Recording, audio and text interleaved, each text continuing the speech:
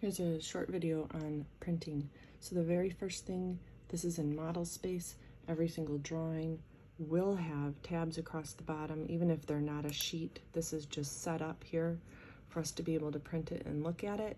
So you go up to File, you pick Print, and then this dialog screen, I always tell it, no, I don't want to fix the unreconciled layers. You can if you want.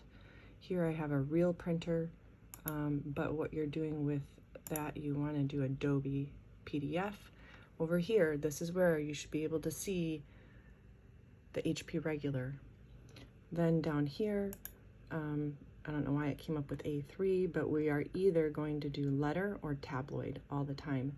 Now, this is just a standard, print it to the actual size that the paper is.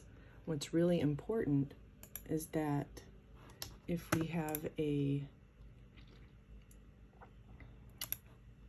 full-size drawing, that you pick the